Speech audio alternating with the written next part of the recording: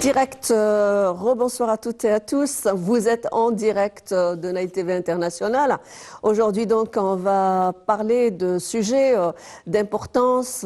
Comme je viens de dire, c'est les super réalisations égyptiennes en matière d'économie, de la politique qu'avait instauré le président Fattah el-Sisi, sur laquelle a marché le gouvernement dans une stratégie indéfectible qui a rendu finalement l'Égypte comme étant une expérience nouvelle, différente, émergente sur le plan international.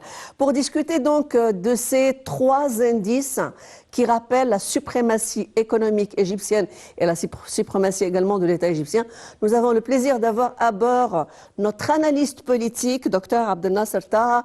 Bonsoir et merci de vous joindre à nous sur la TV International. Merci et bonsoir à vous. Alors, comme vous avez vu, on a présenté durant ce programme trois nouveaux indices de réussite sur le plan économique. Permettez-moi, docteur Abdel Nasser, de commencer par cette question de la BERD. Alors, la BERD, qui est la Banque européenne pour la construction et le développement, va soutenir, afficher l'importance de l'économie égyptienne, l'importance de la réforme égyptienne, mais aussi qui a affiché son aide et son soutien aux efforts égyptiens sur le plan économique, type CAP 27. Votre commentaire? En fait, après 4 ou 5 ans de développement dans l'infrastructure partout dans l'Égypte, les indices, quand vous avez indiqué, économiques, sont extrêmement solides et très clairs. Et l'Égypte a dépassé une période de construction pour une base de développement physique. Maintenant, cette base est le premier base de développement économique qui encourage l'investissement étranger, l'investissement local. Je crois que ces indices indiquent maintenant que l'Égypte est très prêt à recevoir les investisseurs et les dossiers d'investissement dans plusieurs domaines. L'Égypte est un pays qui est, de point de vue taille, c'est un marché très grand et énorme en Afrique et au Moyen-Orient. Il y a, après la pandémie, il y a des preuves que la performance de l'économie égyptienne était très positive et encourage les investisseurs à venir et travailler en Égypte. Et les grandes boîtes de consultation pour les fonds d'investissement indiquent que l'Égypte est très près maintenant à recevoir soit des investissements qui viennent du pays du Golfe ou des pays européens qui sont très près de nos marchés. Je vois bien que cette phase est une phase de développement économique qui a besoin d'avoir un plan, une stratégie, comment recevoir ces fonds et comment recevoir ces investisseurs. Vous avez très bien dit cette question, donc c'est dans ce plan, c'est la deuxième phase qui serait importante. Première phase, vous avez parlé de confiance et justement dans la confiance des structures économiques égyptiennes.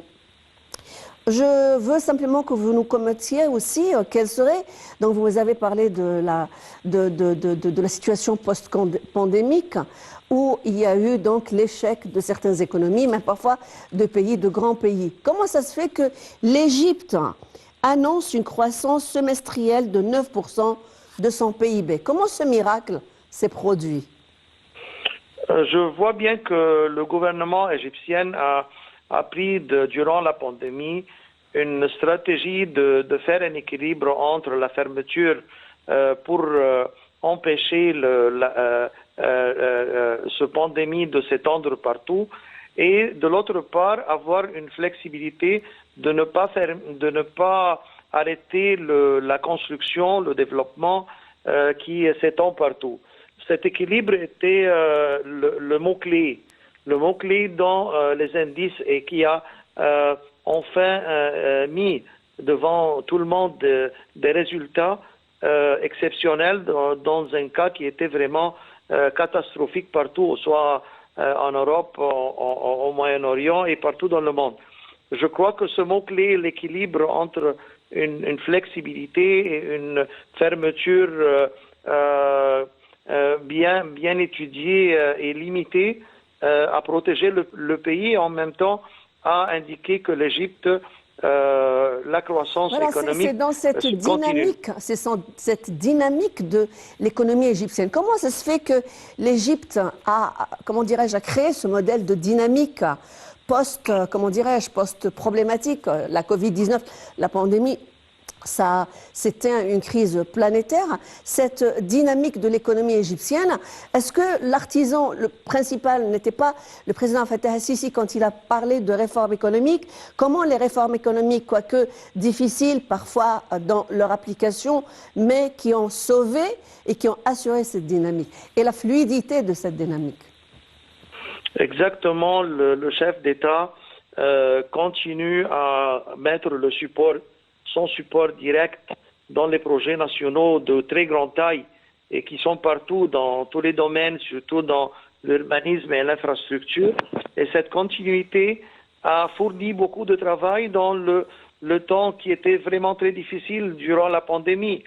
Et cet équilibre, comme je disais, c'était le mot-clé qui a fait une continuation de performances économiques positives. Oui, oui, vous avez parlé de mots-clés là pour essayer de faire comprendre à nos spectateurs cette technique égyptienne. Comment on est parvenu donc à cette technique, celle que vous appelez en l'occurrence cet équilibre? Est-ce qu'on a employé de nouvelles techniques là? Nos hommes qui travaillent dans les structures fiscales, est-ce que c'est une façon égyptienne? Oui, la décision de ne pas arrêter les projets de l'État, les grands projets d'infrastructure. Maintenant, on voit que le chef d'État prend la direction principale que les projets nationaux de très grande taille qui sont partout étendus dans les réseaux routiers, l'infrastructure, les nouvelles villes, et qui sont étendus dans tout le pays, sont la base réelle du développement urbain et économique en même temps. La décision était de ne pas fermer ces projets, de ne pas arrêter ces projets et avoir une continuation parce que l'investissement va venir dans ces dossiers, va commencer dans ces dossiers. Et c'était ça la stratégie qui était au contraire contre la fermeture économique, contre l'arrêt complet de l'économie égyptienne. Mais je voulais aussi ajouter qu'il y a une grande direction qui était aussi ouverte par le chef d'État dans le grand dossier de l'environnement, pour avoir l'Égypte un joueur principal dans le marché d'investissement dans l'environnement. Oui, économie verte, hydrogène exactement, vert. l'économie verte. Oui. Cette économie, l'Égypte va recevoir le COP 27 et se prépare pour le recevoir. Et l'investissement dans tout ce qui est économie verte est le modèle le plus récent, le plus important dans le monde entier. Et qui ouvre beaucoup de projets à commencer et beaucoup de fonds, qui attirent beaucoup de fonds à commencer à investir en Égypte. C'est un dossier énorme. Oui, oui, c'est un dossier énorme. Là, je vais m'arrêter pour parler aussi du périple de Sameh Choukri, notre ministre des Affaires étrangères, justement, qui est parti donc pour coordonner les efforts avec un certain nombre de pays, dont aujourd'hui Singapour, l'Indonésie, le Pakistan. Il va être là-bas pour participer au sommet de l'OCI, etc. Donc, il est question de parler d'efforts, justement, à propos de la préservation de la planète, de l'environnement. Comment l'Égypte a reçu ces cartes de créance, cette confiance pour préparer, elle, un sommet comme le sommet de la Terre, par exemple? Je veux dire, c'est une énorme responsabilité. Comment l'Égypte est devenue le porte-parole, comment elle est devenue la diplomatie du monde en matière environnementale. Elle a gagné cette confiance et elle va, au mois de novembre, à Sharm el-Sheikh, présenter donc au monde nouvelles alternatives et gérer le futur avec les autres chefs d'État, bien entendu, gérer l'avenir environnemental de la planète. Immense. le dossier de l'environnement, c'est pas un dossier qui a commencé aujourd'hui et pas avec la conférence de l'environnement. Ce dossier a commencé depuis 3 ans avec la nouvelle loi de l'environnement qui était annoncée et appliquée et qui s'applique maintenant depuis 1 ou 2 ans. Oui, ça c'est en Égypte, mais dans le monde, on parle du sommet de la Terre. Il y a au moins 20 ans de cela. Donc les préoccupations n'ont pas été solutionnées. Mais aujourd'hui, on commence à apercevoir quand même une ébauche de solution. C'est ce que je veux dire. C'est une longue marche. Et l'Égypte aujourd'hui, elle représente le monde entier justement pour donner ces alternatives pour préserver la nature. Un très grand chemin et une très grande confiance. Oui, mais il fallait dire, avant de recevoir ce grand événement, l'essentiel, c'est que l'Égypte même a un grand travail et un grand plan dans le domaine de l'environnement à l'intérieur de l'Égypte, dans l'économie égyptienne. Et ce dossier a commencé 2 ans avant cet événement et cette conférence. L'Égypte se prépare à être un modèle mondial dans le transfert vers une économie verte et le respect de l'environnement. C'est pour cela que quand le chef d'État était dans la dernière conférence de l'environnement, il a invité clairement que l'Égypte, le monde a être reçu en Égypte dans le COP 27.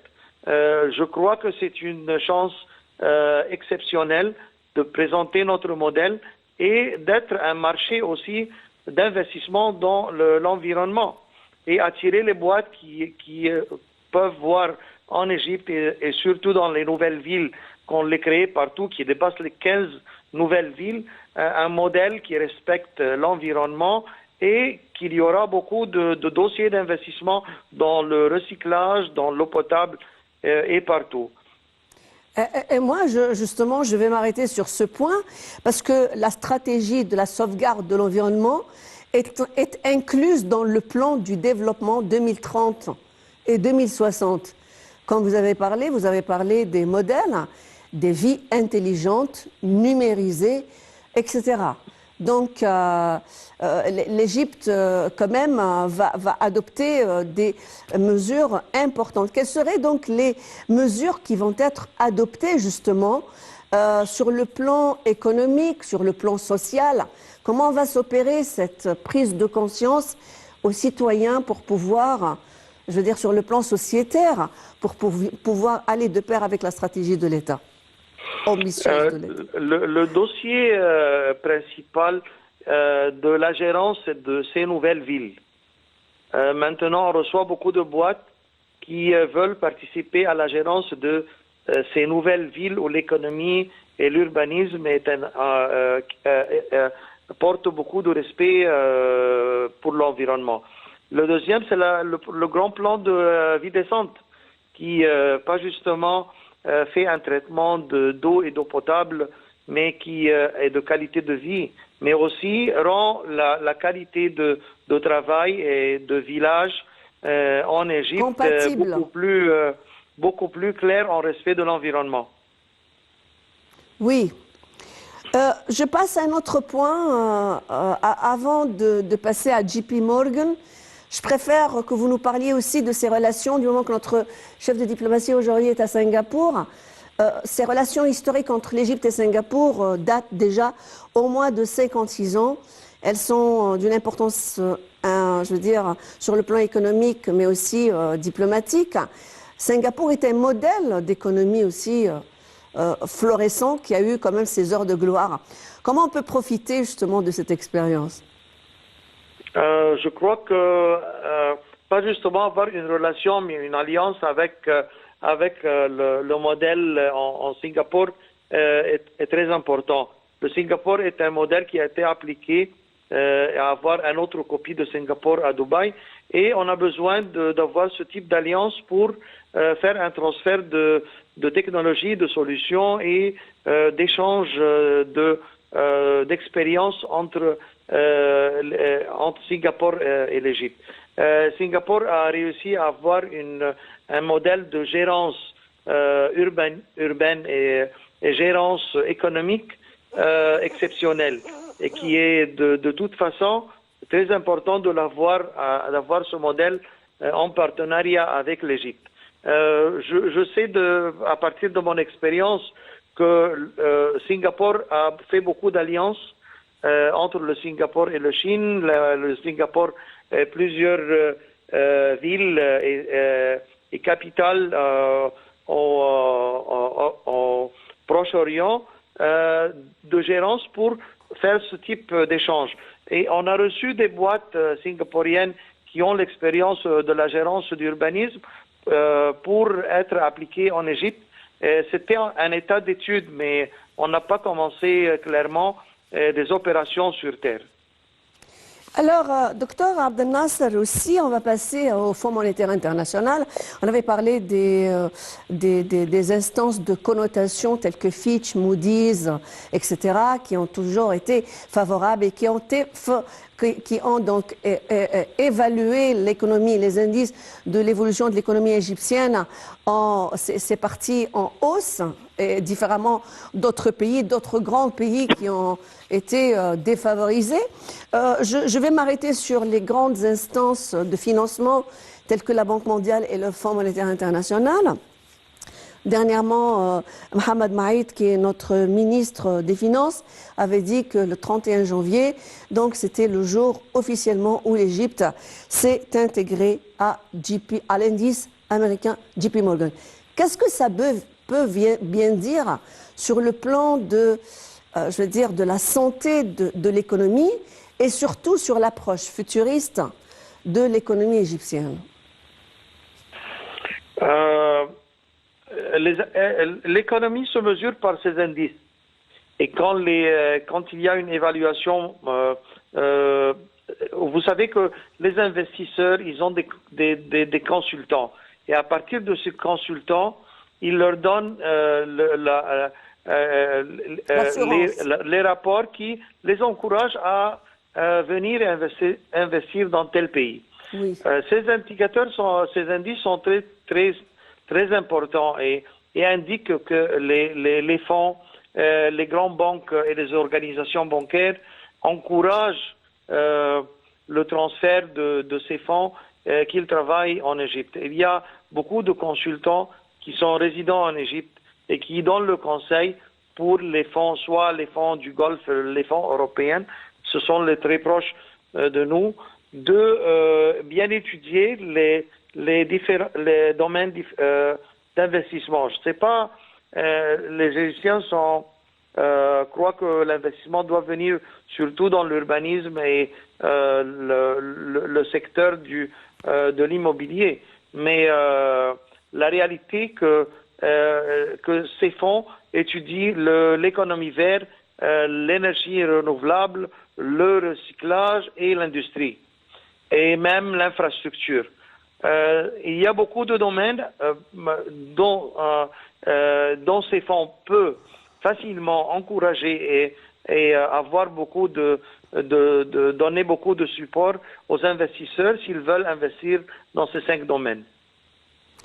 Alors, il y a aussi une autre question. Vous avez donc travaillé, en tant qu'économiste, vous avez travaillé sur ces plans d'investissement et sûrement vous savez quels sont les secteurs qui sont le plus, qui ont le plus de brio.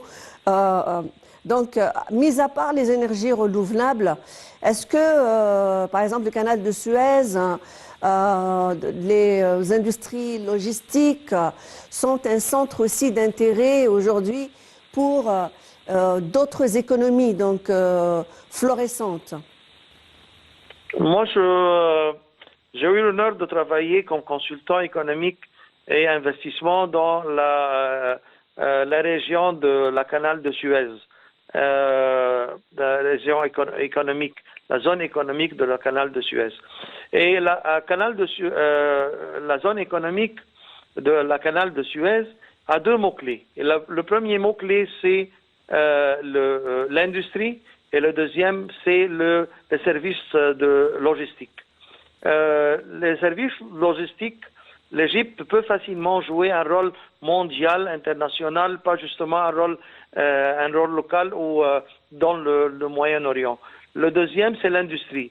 Et tous les pays qui ont créé des plans de développement avec des succès ont commencé surtout par l'industrie. Ces deux mots-clés sont les deux mots-clés qu'on a besoin de résoudre et avoir une stratégie qui est très claire et avoir un support de l'État très clair et un encouragement même de tous les systèmes, soit bancaires, soit législatifs, soit administratifs, pour faciliter les investissements. Ces deux mots-clés, je crois, sont l'avenir de l'investissement en Égypte et surtout dans la zone économique. Alors, merci pour... vous êtes donc notre expert économiste. Vous nous avez donné des informations précieuses en matière de perspective de l'économie égyptienne et de l'importance aussi des réalisations qui ont été accomplies par les stratégies de l'État en matière d'économie. Merci à vous, docteur Abdel Nasser. Vous êtes donc notre expert en économie et on reste sur Nile TV International. On se rencontrera dans quelques instants. Merci beaucoup.